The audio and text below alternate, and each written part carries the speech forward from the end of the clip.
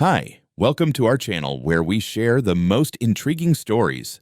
I never thought closing a gate would spark a full-blown war, but in the quiet hills of Colorado, that's exactly what happened. One lock, one camera, and one HOA president with a god complex turned my private road into a legal battleground. They wanted a fight. They picked the wrong guy.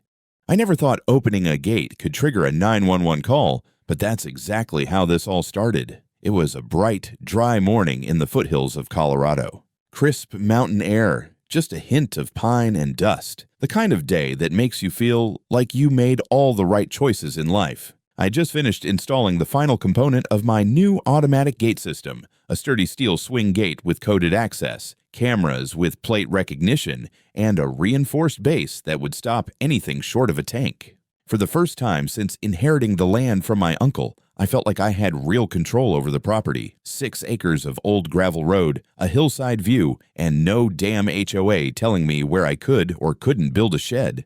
The road in question wasn't much to look at, just a gravel easement, overgrown at the edges, with a mild incline and a bend through scrub oak. But legally, it was mine.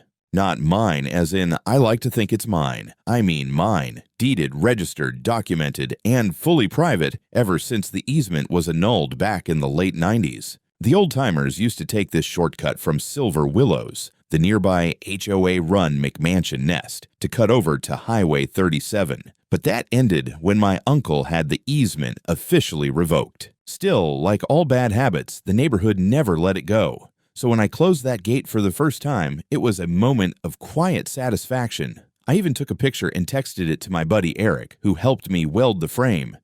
"Let's see him try to roll through now," I wrote. 15 minutes later, I got a different kind of message. A pounding knock on the front door, then another, then voices, raised, agitated. I stepped outside, still wearing work gloves and a sweat-stained baseball cap, and found 2 sheriff's deputies standing stiffly on the porch. One older, one younger, both looking like they expected trouble, hands hovering just near their belts. "You Matt Andrews?" the older one asked. "Sure am," I said, wiping my hands on my jeans.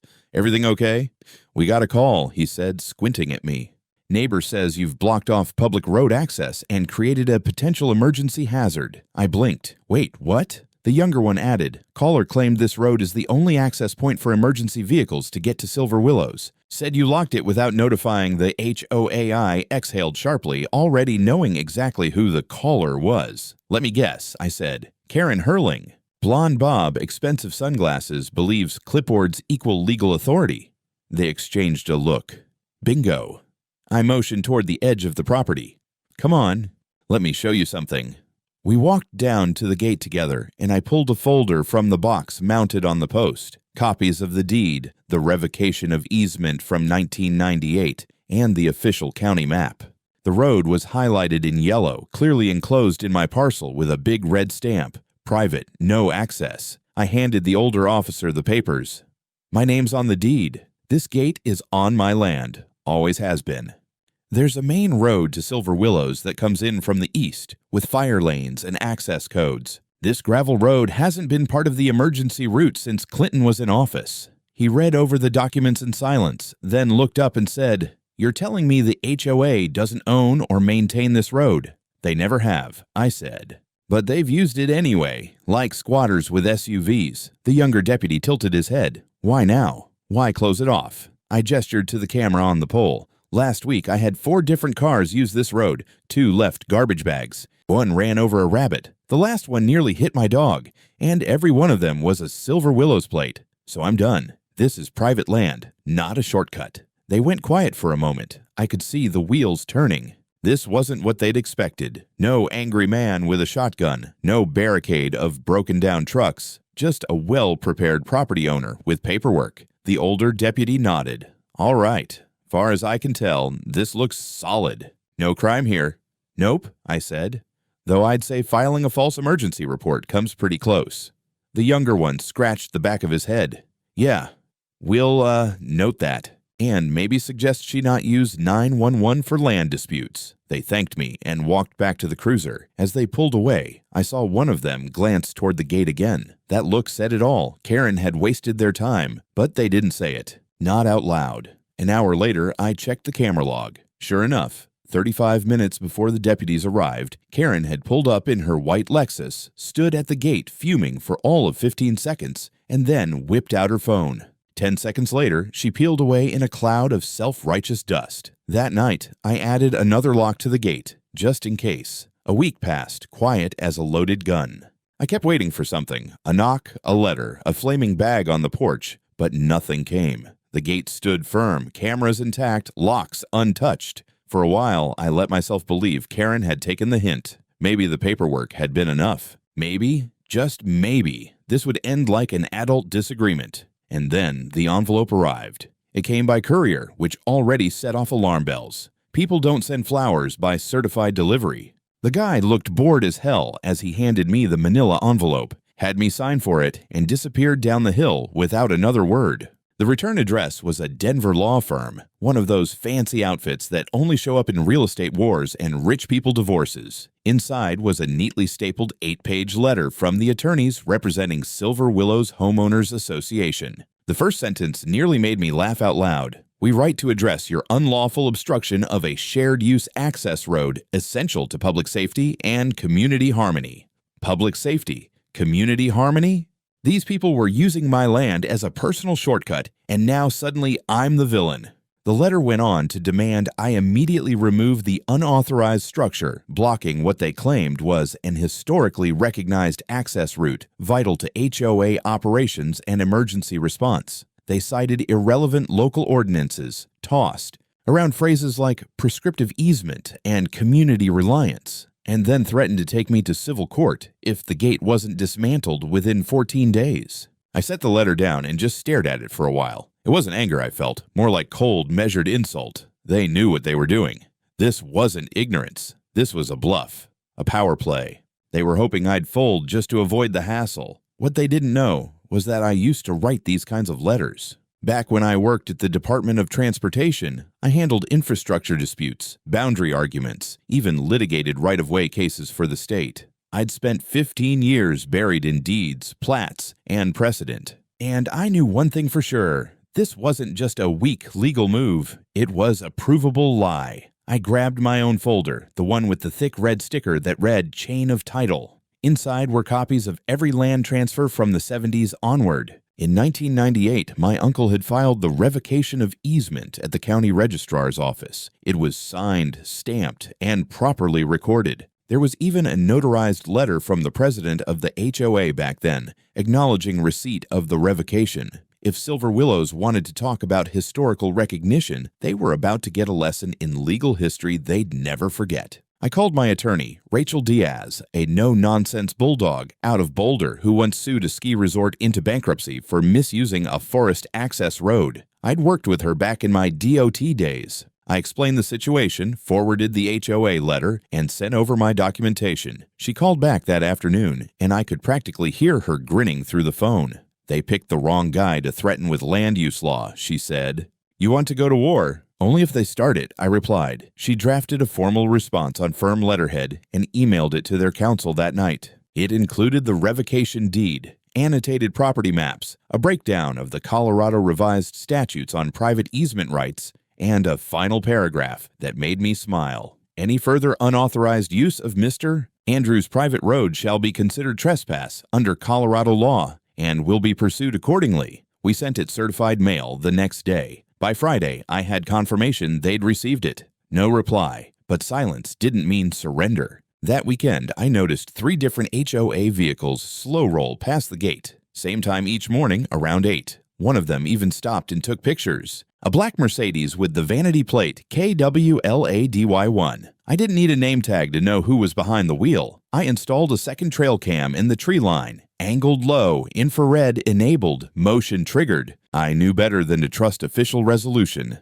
People like Karen don't back off. They circle, they test, and eventually they push. So I waited and watched and reinforced the gate, because if they wanted to start something, they were going to have to earn it. It happened at 2:46 in the morning. I only knew the time because my phone pinged with a notification from the new trail cam, motion detected. At first, I didn't think much of it. A deer, maybe a coyote. I live in rural Colorado. Things wander, but then another alert followed 10 seconds later, then another. I sat up, opened the live feed, and there they were. Two figures in hoodies and gloves, one holding bolt cutters, the other swinging a flashlight like he was casing a warehouse. They walked straight to the gate, barely even looking around. The first guy clipped the chain in one clean snap. The second man pulled it loose and tossed it into the ditch like a candy wrapper. Then they climbed back into their dusty old pickup and rolled right through. I watched them disappear around the bend, headlights bouncing off the gravel like nothing about this was illegal or insane. My stomach dropped. It wasn't just trespassing now. It was a planned intrusion. These weren't teenagers on a dare. This was intentional, deliberate, organized. I got dressed and walked out with my pistol holstered, not to wave around, just comfort. I scanned the gate, the trees, the road. Chain, gone. Lock, gone. Fresh tire tracks and muddy boot prints led away from the gate like a trail of breadcrumbs. I didn't follow them. I didn't need to. This was already evidence. When the sun came up, I went out to survey the road. About 70 yards in, just past a bend, someone had dumped 3 large bags of construction debris, plaster, insulation, broken tiles. Alongside it were 2 cinder blocks, stacked in the middle of the drive like they were marking territory. A piss stake of suburban arrogance. I photographed everything. Drone footage, trail cam captures, a slow pan with my phone narrating time, date, location. Then I called the sheriff's department. It didn't go how I expected. The dispatcher seemed uninterested the moment I said the word trespassing. When I explained it involved HOA members from Silver Willows and provided the footage, she said, "Okay, an officer will be in touch." 3 hours later, no one had called. So I followed up. This time I was patched to a deputy, one I hadn't met before. "Yeah," he said, sounding almost annoyed. "We've reviewed the footage, but there's no way to verify identity. Hooded figures, poor lighting. We can't exactly arrest a shadow." I told him the truck had a plate, clearly visible, Colorado tags ending in QF7. He paused. "Well, even so, proving intent's tricky. Maybe they thought they had a right to access. Maybe they were helping clean up after storm debris. Who's to say?" I bit my tongue hard. Is that what we're doing now? Interpreting illegal dumping as charitable outreach? He didn't laugh. When I pressed harder, I got the soft warning. "Look, sir, these neighbor disputes can escalate fast. Maybe it's better to work it out with the HOA before things get uglier." And there it was, the subtext. Later that evening, I did some checking. A buddy of mine at the DMV owed me a favor. I gave him the plate number. 10 minutes later, I had a name. Darren Blaylock. Registered address, Silver Willows. I looked him up. Board member, HOA treasurer, golf shirt in every picture. Guy looked like the human version of an online return policy. I called Rachel, my lawyer, and sent her the footage, the plate info, and the debris photos. She didn't hesitate. "We're filing a police complaint anyway. If they bury it, we go above them." I filed the report, submitted all evidence, and asked to speak to a supervisor. I was told someone would follow up within 72 hours. 72 hours passed. No follow-up. Then I got a text from a number I didn't recognize. It just said, "Better stop pushing. Not everyone's afraid of courtrooms." No signature, but I didn't need one. This wasn't about a road anymore. This was war. It didn't take long for the mask to slip.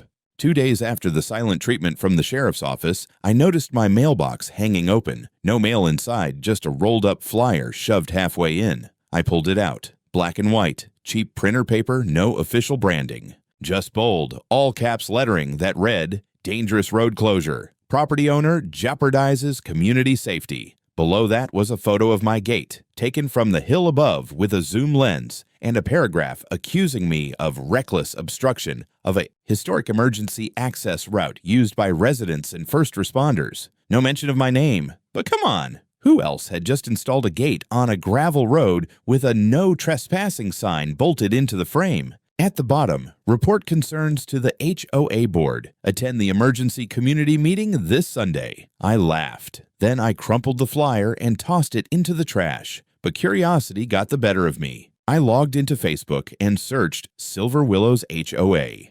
Found their group in seconds. It was private, of course, but the public header photo caught my attention. A stock image of a family waving at a fire truck. Subtle. I created a burner profile and sent a join request. Got approved within an hour. Inside was a circus. There were photos of my gate posted by multiple people. Comments ranged from confused to furious. One guy claimed his pregnant wife almost panicked when she had to take the longer route to the grocery store. Another said I'd deliberately endangered children by cutting off escape access during fire season. Several users tagged Karen, thanking her for taking a stand. Karen responded to each one with the same patronizing script. We are doing everything we can to keep the community safe. Safe from what? Private property rights? I kept scrolling, half out of morbid curiosity, half looking for anything legally actionable. And then I saw it. Karen had posted a screenshot of an email exchange with the fire department. It was cropped, selective,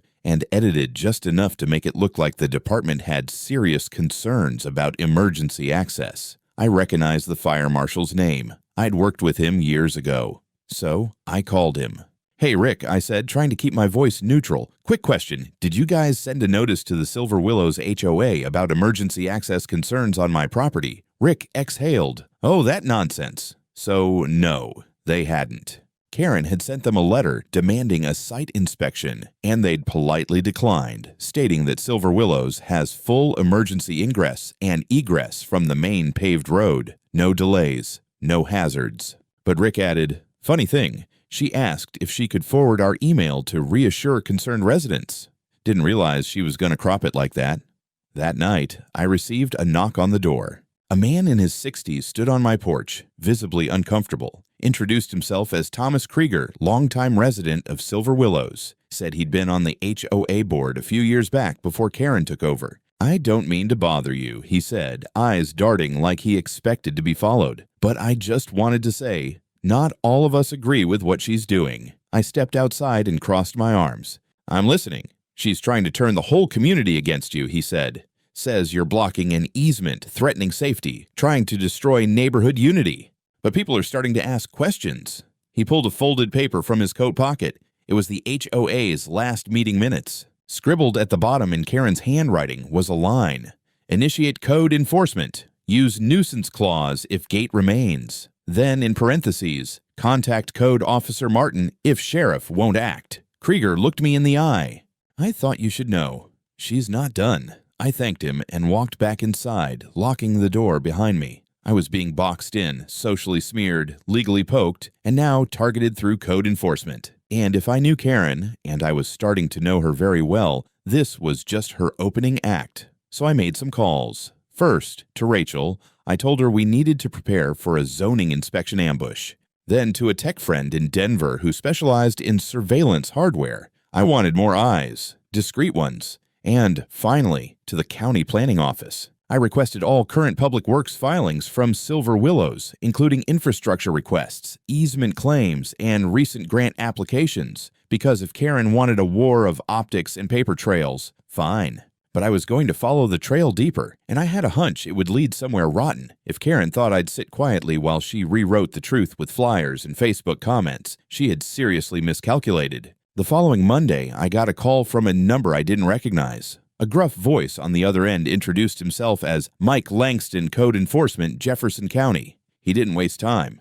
We received a complaint about an unpermitted structure, specifically a security gate obstructing an access road, he said flatly. I'll be out this week for a site inspection.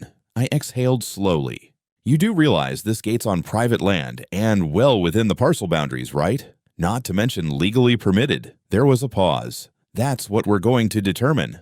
I didn't argue. No point. If this was Karen's doing, and of course it was just another way to rattle the cage. So I called Rachel and gave her the heads up. She was already one step ahead. I filed a notice with the county last week, she said, citing your survey, the 1998 revocation, and confirming the county's own parcel maps.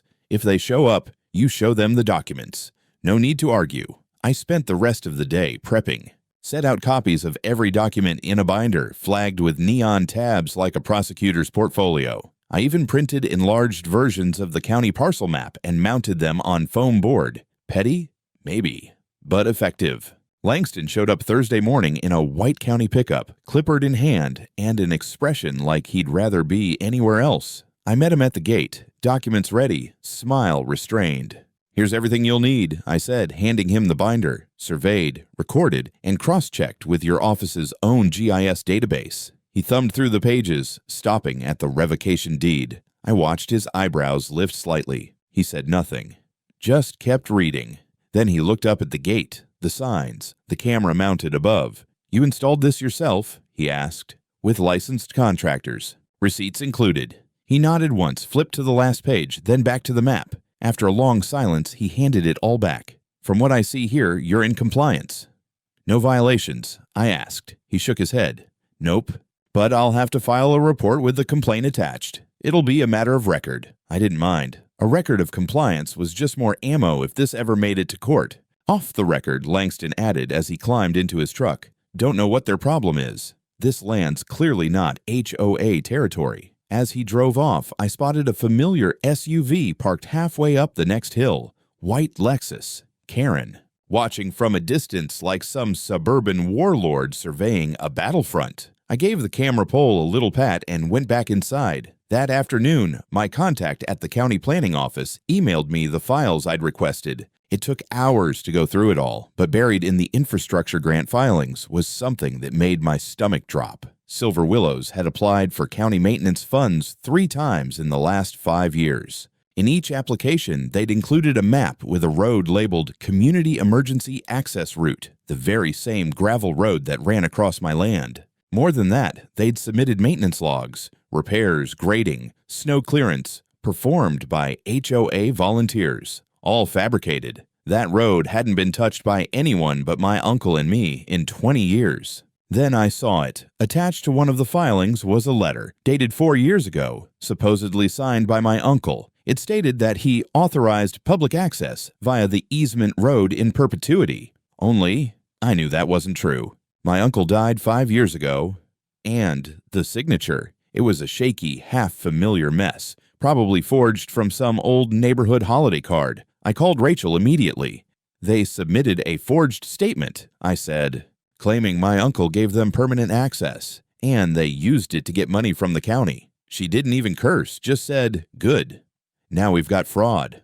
I stared at the forged letter for a long time. This wasn't petty anymore. It wasn't just a suburban turf war over a gravel road. Karen and her little HOA regime had filed fraudulent grant requests, forged legal documents, and used them to redirect public funds. This was criminal, and I was done playing defense. I didn't sleep that night. My brain kept replaying the signature, the way the J slumped, the last name misshapen like a bad copy job. I'd seen my uncle's handwriting on 1,000 documents. That wasn't it. And the thought of his name being used like that, years after his death, to commit fraud, it turned my stomach. By morning, I had a plan. This wasn't just about reclaiming my property anymore. It was about exposing the whole rotten core. First, I dug out an old box from the attic, my uncle's files. He'd been meticulous, the kind of guy who never threw out a receipt. I found the original 1998 revocation documents, and next to them, a notarized letter he'd sent to the HOA at the time, stating explicitly that no further access via the gravel road shall be granted under any circumstances.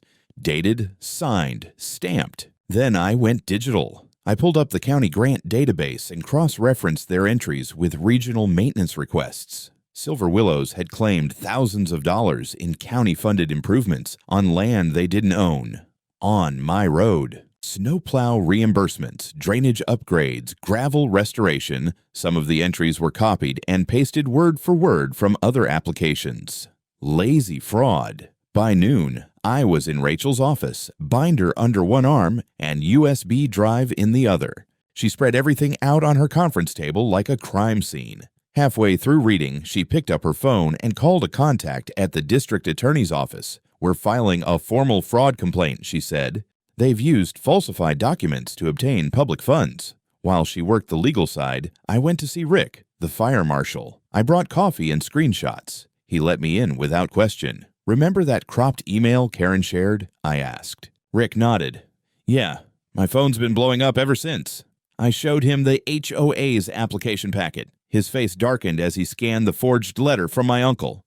"Jesus," he muttered. "She used this to claim emergency access rights?" "Not only that," I said. "She claimed you supported the route as essential infrastructure." Rick took out his own phone and opened his email archive. Within a minute, he found the original chain. He printed it and signed the hard copy. adding a statement at the bottom.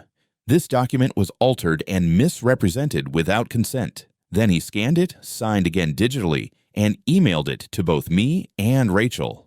"Take her down," he said. "You've got the ammunition." I left his office buzzing with adrenaline and something close to satisfaction, but the day wasn't over. That evening, as I pulled into my driveway, I saw flashing lights. A police cruiser idled near the edge of my property. I parked, got out, and approached carefully. An officer stepped out, young, clean-cut, polite. "Mr. Andrews." "That's me." "We received a report of an aggressive confrontation with a neighbor. Name of the complainant, Karen Hurling. She alleges you threatened her near the shared access road." I blinked. "You're kidding." He didn't flinch. "I'm required to follow up." I pulled out my phone and opened the camera app. "I've got continuous surveillance footage on the entire road. There's been no contact." He nodded. "Mind if we take a look?" 10 minutes later, we stood in my office watching the time-stamped playback. Nothing. No Karen. No confrontation. Just birds, wind, and my truck rolling in. The officer took notes, then radioed in. "Looks clear. False report," he said, then turned to me. "Apologies for the inconvenience, sir." After he left, I stared at the gate monitor for a long time. Karen wasn't just reacting anymore. She was flailing, making things up, throwing legal Hail Marys. But I wasn't the one boxed in. Not anymore. The silence didn't last long. 2 days after the false police call, I received a letter. Not an email. Not a notice. A real certified envelope hand-delivered and stamped with the HOA's official letterhead. It was a final notice of non-compliance, accusing me of creating hazardous obstruction to community infrastructure and threatening to file a civil suit on behalf of the homeowners of Silver Willows. It would have been funny if it weren't so. Methodical. This wasn't Karen just lashing out. It was strategy. A desperate one, sure, but strategy all the same. Someone had helped her draft this letter, likely the HOA's in-house attorney. They were attempting to build a paper trail, make me look like a serial offender refusing to cooperate with reasonable neighborhood guidelines. Problem is, I wasn't part of their neighborhood. Never was. Never signed anything. My land predates Silver Willows by nearly 3 decades. I scanned the document and forwarded it to Rachel. She replied within 20 minutes. "They're trying to bait you into a response they can use against you. Don't bite. I'll issue a formal cease and desist tomorrow." That night, I sat at my desk staring at the easement map. My uncle had redrawn the parcel boundaries by hand after the revocation was finalized in 1998, carefully marking the end of the old access agreement. The more I studied it, the more I realized something else. The HOA hadn't just been using my road for access. Their new utility lines, water, internet, even a small drainage runoff had been slowly extended past their boundary, onto my land. I verified it the next morning, walking the southern edge of my property with a GPS app and a copy of the official survey. There it was, a drainage pipe installed maybe 3 years ago, running straight through my land, unmarked, undocumented. At least 10 feet past their legal edge. I took pictures, measured the placement, cross-referenced the installation year with the grant filings I'd reviewed earlier. Sure enough, there it was. HOA application dated January 3 years ago, requesting county funds for community drainage upgrades to shared access route. I didn't even bother calling Karen. This wasn't a phone call situation anymore. It was a lawsuit waiting to happen. Rachel filed the cease and desist as promised and followed it up with a notice of pending litigation for unauthorized infrastructure intrusion and grant fraud. She CC'd the county records office, the district attorney's fraud division, and the county zoning board. Things moved fast after that. Within 48 hours, I got a call from a county investigator named Amanda Cho. Calm, professional, curious. She wanted to confirm land ownership, get access to my evidence, and schedule a walkthrough. When she arrived, she brought a deputy and a county surveyor. They spent 2 hours on site, mapping everything, photographing the drainage, inspecting the gate, and confirming my documentation. Amanda was careful with her words, but didn't hide her expression when we reached the pipe. "This could be serious," she said, jotting notes. "And if this was used to apply for public funds." It was. She nodded. "We'll be in touch very soon." That night, the Facebook group for Silver Willows lit up like a wildfire. Someone had leaked news of the investigation. Residents were suddenly a lot less supportive of Karen. One post in particular caught my eye, someone accusing her of overstepping and jeopardizing all our property values. The comment thread turned savage fast. Some defended her, others wanted her out. I didn't comment. I didn't have to. Karen was bleeding support, and this time, I wasn't lifting a finger. The call came the next morning. Amanda Cho again, her tone sharper this time, more clipped. We've concluded the preliminary review. I'll be forwarding an official report to your attorney this afternoon, she said. You were correct. The HOA submitted falsified utility maps and misrepresented property lines in multiple filings. This isn't just a civil issue anymore. It's fraud involving county funds. I thanked her and hung up, letting the weight of it settle in. Karen hadn't just crossed a line. She'd leapt over it, dragged her entire board behind her, and landed smack in criminal territory. Rachel called minutes later. They're opening a formal investigation. There may be charges. In the meantime, I recommend you file suit, not just for trespassing and unauthorized infrastructure, but for restitution. You've got damages now, and you're entitled to recover them. By that afternoon, we had filed. The complaint named the Silver Willows HOA and Karen Herling in her official and individual capacities. It demanded compensation for land misuse, punitive damages for malicious interference with property rights, and an emergency injunction to halt all use of the easement. I signed the papers with an old ballpoint pen my uncle used to keep on the desk. Felt right. Then, because petty satisfaction still had a place in my toolbox, I installed a new sign on the gate. Private land, no HOA access, cameras active. Fraud investigation pending. I didn't expect it to go unnoticed, and it didn't. That night, the cameras caught two men skulking along the edge of my property line with flashlights. One of them tried to cover the lens with a baseball cap. The other dumped a pile of broken cinder blocks right in front of the gate before jogging back to their truck. Dumb move. They left their license plate perfectly framed in the footage. I called the sheriff's department. Again. But this time, instead of dismissing it, they sent a deputy out within the hour. A different one. Not the guy Karen played poker with on Sundays. This one actually reviewed the footage, took statements, and promised follow-up. You'll be contacted by the detective unit, he said. Looks like targeted harassment to me. Rachel filed an addendum to our complaint the next day, attaching the footage and plate number. Meanwhile, Amanda's report had reached the zoning board, and things started unraveling fast. Silver Willows received a notice of audit from the county. Their last 5 years of infrastructure grants were placed under review. And Karen. She went silent. No posts, no responses, no smiling at block parties. But the damage was already rippling. A week later, I received a knock on the door. This time, it wasn't law enforcement or a neighbor. It was a man in a blazer, sweating through his shirt, carrying a legal pad. Introduced himself as Mark Dell, HOA board treasurer. I just wanted to talk, he said, glancing nervously over his shoulder. This whole situation, we didn't know. Didn't know what? That the easement was revoked, that the filings were questionable. Karen handled all that herself. We just trusted her. I let him squirm. He deserved it. She didn't tell you the road wasn't public. He swallowed. She said it was a legacy right, that no one had ever challenged it.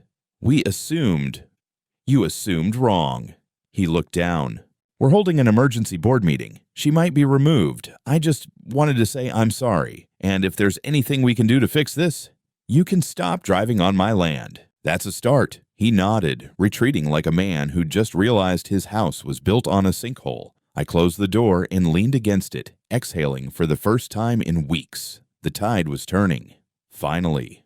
The summons came on a gray Thursday morning, folded neatly in a white envelope with county letterhead. Karen Herling, Silver Willows HOA, and unknown individuals acting in concert were officially named as defendants in the civil suit. A court date was set 6 weeks out, but the gears were already grinding. Rachel called me with an edge of triumph in her voice. They've got 30 days to respond, but I doubt they'll have a coherent defense. We're filing an injunction to block all traffic through your road effective immediately. If anyone trespasses now, it's not just civil, it's contempt of court.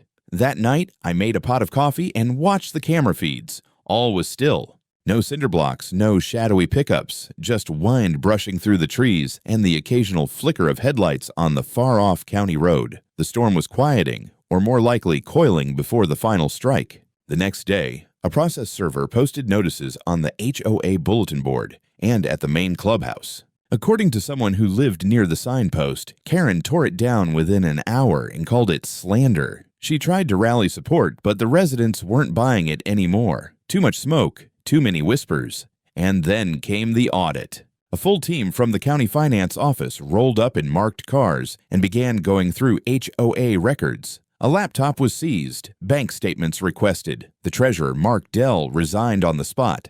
His replacement, some nervous woman named Lisa, sent out an email blast to all residents that read like a hostage note. We are cooperating fully with county investigators and encourage all homeowners to remain patient as this matter is resolved. But Karen? She was nowhere. She'd stopped answering her phone. Her blinds stayed shut. Rumor was she'd already contacted a defense attorney, one who specialized in real estate fraud. Meanwhile, Rachel got a call from a deputy DA who'd been monitoring the civil suit closely. They're preparing a parallel criminal case, she said. Forgery, misuse of public funds, possibly even wire fraud, depending on how the grant applications were submitted. I sat in my kitchen with the phone to my ear, staring out at the dusty gravel road that started it all. How long does something like that take?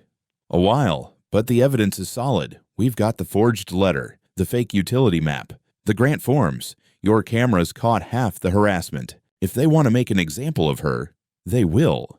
And then, just when I thought it couldn't escalate further, it did. One of the county engineers reached out directly, an older guy I'd met once during a zoning board hearing. He asked if I had ever approved or signed anything that allowed a fiber optic line to run through my lower property. No, I said. Why? He paused, then sighed. Because that line was laid last year. The permit application lists your signature. He sent a copy. It was the same ghost handwriting I'd seen on the fake uncle letter. Shaky, inconsistent, a crude attempt to forge my name. They'd used it to get county approval for utility work on my land. That was it. Rachel added forgery and fraudulent permitting to the lawsuit. The county flagged the utility provider, who immediately shut down maintenance access through my lot pending an investigation. My road was now legally closed. The gate, locked tight and monitored. And Karen. Her world was about to shrink to the size of a courtroom chair. The courtroom was packed. It was one of those small county courthouses with wood-paneled walls, humming fluorescent lights, and an air that always smelled faintly of mildew and anxiety. I sat on the left side with Rachel, a stack of documentation resting beside us, every page marked and tabbed like a war manual. Karen sat across the aisle, rigid and ghost-pale, flanked by a suit who looked like he billed by the syllable. The judge, a sharp-eyed woman in her 60s with a voice that could slice drywall, wasted no time. She'd read the filings. She'd seen the footage. This wasn't a case of he said, she said. This was a collision of lies and documentation, and Karen had brought a bicycle to a tank fight. Rachel led with the revoked easement deed and land survey. Then came the footage, the trespassing, the cinder blocks, the car plates, the HOA emails discussing legacy access as if they were making it up on the fly, the forged signature from the utility permit. And then, Rachel's trump card, the notarized letter from my late uncle declaring the easement void as of 1998, submitted to both the county and the HOA. When Karen's lawyer tried to argue customary use and neighborhood precedent, the judge raised an eyebrow. Precedent does not override recorded revocation, forged documents, or misappropriation of county funds, she said. You may sit down. It only got worse. The county auditor testified next. His report detailed over $100,000 in improperly claimed grant funds tied to roadwork and drainage projects on my land. He highlighted the exact years, receipts, and falsified maps submitted under Karen's oversight. Finally, Amanda Cho took the stand. Calm, precise, unshakable. She laid out the chain of fraud, from the fake permit application to the utility work. She confirmed that a criminal investigation was already underway, and that the evidence pointed directly at Karen as the orchestrator. Karen didn't speak. Her lawyer didn't dare put her on the stand. The judge recessed for barely 30 minutes before returning with the ruling. Her voice was crisp, final, and loud enough to echo. This court finds in favor of the plaintiff, Matthew Andrews, on all counts.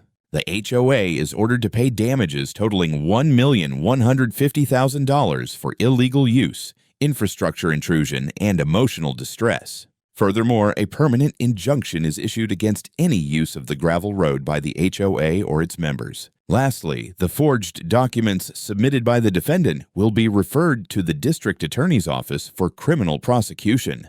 I didn't move. Not at first. I just sat there, stunned by the weight of it all finally settling, like concrete curing under your boots. Karen didn't look at me. She just stared ahead, hands clenched in her lap, as if she'd aged 10 years in 1 hour. I didn't feel sorry for her. Not even a little.